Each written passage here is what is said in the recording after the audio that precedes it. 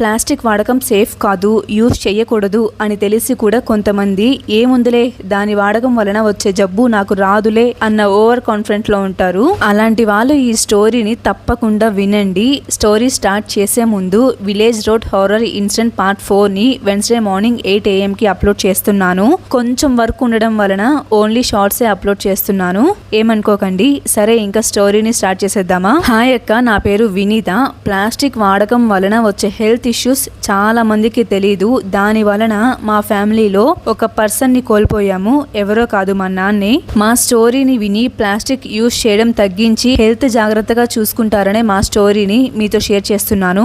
నాకు ఒక చెల్లి, నాన్న ఉండేవాళ్ళు. నాన్న ఇప్పుడు లేరు. అమ్మేమో చెల్లిని కనే సమయంలో నొప్పులు భరించలేక చనిపోయింది. నాన్నకు తమ్ముడున్నాడనమాట. ఆయనకి పెళ్ళైపోయి 2 పిల్లలు కూడా ఉన్నారు. అయితే మా అమ్మ చనిపోయాక మమ్మల్ని ఎవ్వరు చూడమన్నారు, అంటే అమ్మ సైడ్ వాళ్ళు. ఇంకా బాబాయే నన్ను చెల్లిని తన ఇంటికి తీసుకెళ్లి పెంచారు తన పిల్లలతో పాటు.